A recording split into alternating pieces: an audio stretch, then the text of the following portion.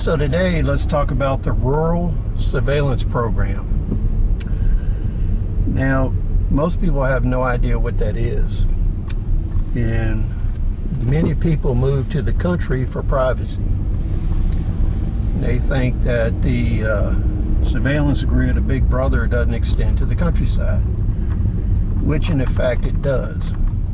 It's just not as effective. So what happens is the federal government has a rural surveillance program, and they may be surveilling you, or they may be surveilling somebody that knows you. The first way to get caught up in that net is if you know somebody that's under federal investigation, state investigation, or local investigation. And that will begin with, for instance, a phone tap, taps on internet surveillance, your mail. All mail in the United States is photographed by the Postal Service, and that data is used in federal information gathering. It can be used to establish probable cause, although it is not probable cause. So the mail you're getting and who you're getting it from, the packages you're receiving, who you receive them from, all that information goes into the federal surveillance system. So everything that comes in your driveway, they know what it is, know who it comes from. So they can use that to establish probable cause. The next thing is your communication. Cell phone, landline, internet. You can be subject of surveillance just by having contacted a number. If you've made a phone call to an individual that is under a very high priority surveillance program, then your cell phone and landline and internet can be put under surveillance. So it's not unusual if you have a federal investigation and it's a high priority target, they may take all the numbers that have been called in the previous month or 6 months and put those under taps. So you can be under surveillance even though you're not the subject of the surveillance operation.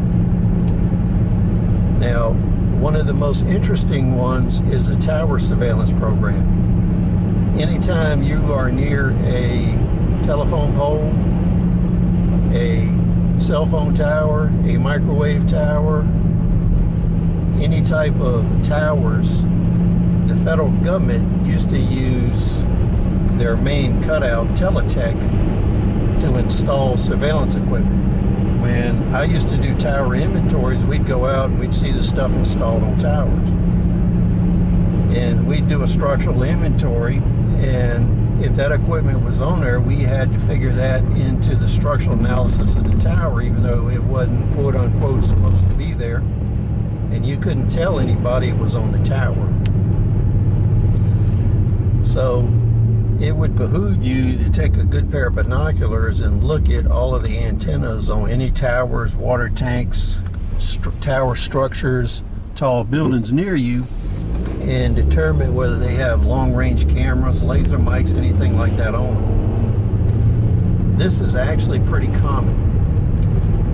Now, another way is actual surveillance by personnel, where they will insert operators, marshals, whatever it is, DEA, and they will have manual observation from buildings, the woods, whatever. And that's usually preceded by and accompanied by drone surveillance. Now, with the drone and personnel, it's very hard to maintain 24/7 surveillance, especially if you want to remain unknown to the target. So the rural surveillance on towers is very useful because you can have long-range optics and you can maintain 24/7 coverage on targets. So these are the kinds of things you need to think about from a Big Brother government surveillance grid standpoint. Now, if criminals are surveilling you to make you a target, then you would see things like game cameras, microphones, pickup mics, things like that, and also individual surveilling your location. So the upshot of this is, if you have a property and you have abandoned property surrounding you, you should be doing a walkthrough patrol of your property and adjacent properties if they're abandoned, to see if there are any surveillance devices, game cameras, anything like that installed.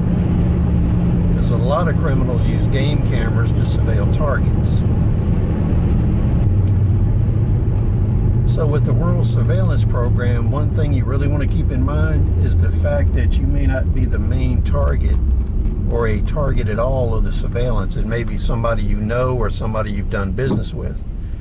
And to protect yourself, you should try to prevent any surveillance on your property. And you can do that through patrols, looking at what's around, things like that, and being careful with what kind of communications you have on the telephone and the internet and over the radio.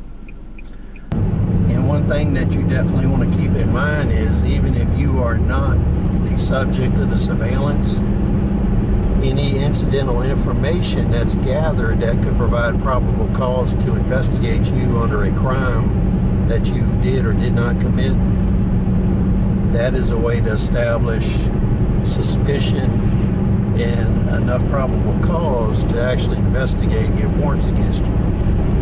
The last and most severe type of surveillance is using confidential informants.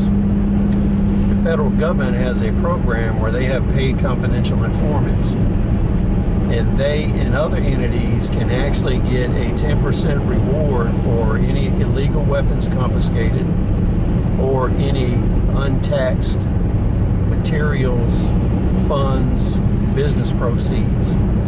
So these confidential informants get 10% of whatever's recovered by the federal government. So these are the things that you want to keep in mind to stay out of trouble.